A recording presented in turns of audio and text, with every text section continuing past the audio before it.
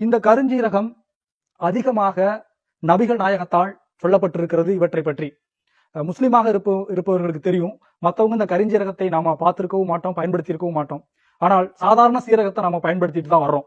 கருஞ்சீரகத்தில் சாவை தவிர அனைத்து நோய்களுக்கும் நிவாரணம் உள்ளது என்று நபி ஸல்லல்லாஹு அலைஹி வஸல்லம் அவர்கள் கூறினார்கள்.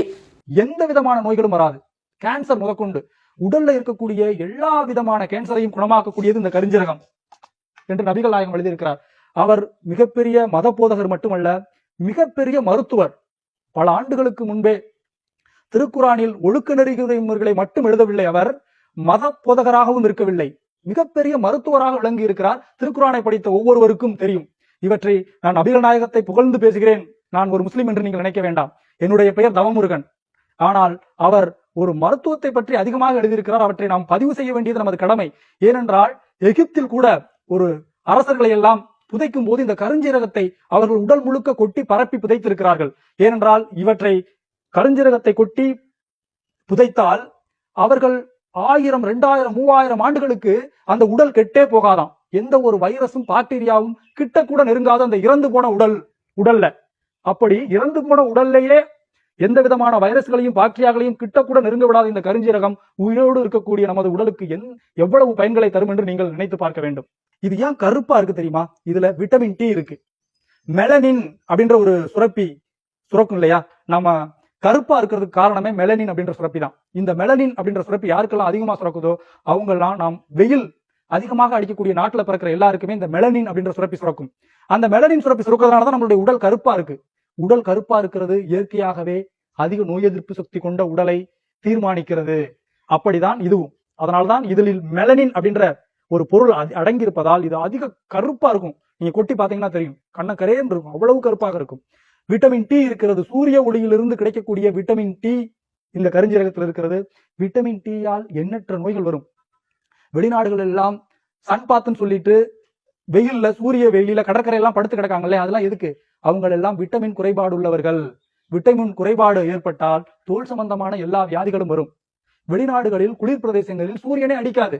அதனால எப்பாவது ஒரு தடவை சூரியன் வந்ததுன்னா அந்த சூரியன் உடம்புல படட்டும்னு உடம்புல துணியே இல்லாம கடற்கரையில படுப்பாங்க. சன்பாத் கேள்விப்பட்டிருப்பீங்க. அவர்கள் எல்லாம் விட்டமின் டியை சூரியனிடம் இருந்து பெற்றுக் கொள்கிறார்கள். அந்த விட்டமின் டி இந்த கருஞ்சீரகத்தில் இருக்கிறது. இதை சாப்பிட நினைத்தால் சாப்பிடுபவர்களுக்கு ஹார்ட் அட்டாக்கே வராது. நம்ம இந்தியாவுல அதிகமா ஹார்ட் அட்டாக்கே வரக்கூடாதுன்னா இந்த கருஞ்சீரகத்தை பயன்படுத்தலாம்.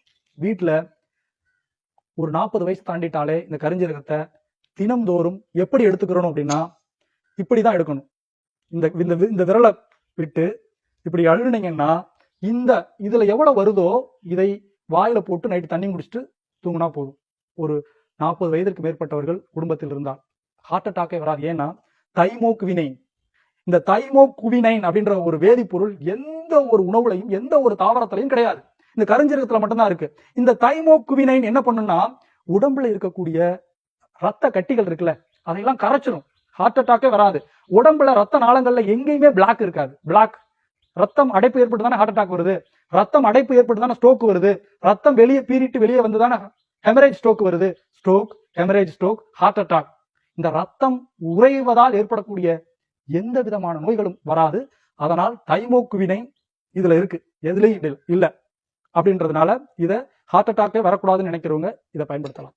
அதிகமாக உடம்புல கொழுப்பு இருக்குன்னு நினைக்கிறவங்க இந்த கருஞ்சீரகத்தை பயன்படுத்தலாம். இது கொழுப்பு, தேவையில்லாத கொழுப்புகளை எல்லாம் கரைத்து, ஏன்னா இது அதிக உஷ்ணம் உடையது. இதுக்கு பேரு உஷ்ணகாரி அப்படின்னு நபிகள் நாயகம் எழுதியிருப்பாரு. அதிகமான உஷ்ணத்தை உடம்புல ஏற்படுத்தும். அதனால குளிர்ச்சி காலங்கள்ல நீங்க அதிகமா எடுத்துக்கிட்டீங்கன்னா ரொம்ப நல்லது. குளிர்காலங்கள்ல, மழை காலங்கள்ல இப்ப கொழுப்பு கட்டிகளை எல்லாம் கரைத்து வெளியேற்றி விடுகிறது. தொப்பை அதிகமா இருக்கிறவங்களுக்கு கூட அந்த தொப்பை கரைத்து, அந்த தொப்பையில இருக்கக்கூடிய கொழுப்புகளை எல்லாம் கரைத்து விடுகிறது. மாதவிடாய் கோளாறு யாருக்கெல்லாம் இருக்கு, யாருக்கெல்லாம் கர்ப்பம் சம்பந்தமான பிரச்சனைகள் இருக்கு, கர்ப்பமே தரிக்கல அப்படின்னு சொல்லுவாங்க, நீர்க்கட்டி இருக்கு, பிசிஓடி நீர்க்கட்டி இருக்கு, பெண்களுக்கு மாதவிடாய் தொடர்ந்து வந்துகிட்டு இருக்கு அல்லது வரவே இல்லை, இப்படி பெண்கள் சம்பந்தமான, கருப்பை சம்பந்தமான அனைத்து வியாதிகளையும் இந்த கருஞ்சீரகம் குணப்படுத்தி விடுகிறது. இவற்றை தொடர்ந்து எவ்வாறு எடுத்துக்கொள்ள வேண்டும் என்றால், நீங்கள் 48 நாள் எடுத்துக்கொள்ளலாம், நான் சொன்ன மாதிரி அளவுல. பிறகு 48 நாள் இடைவெளி விட்டு அடுத்த 48 நாள் எடுத்துக்கொள்ளலாம். இதுதான் வழிமுறை.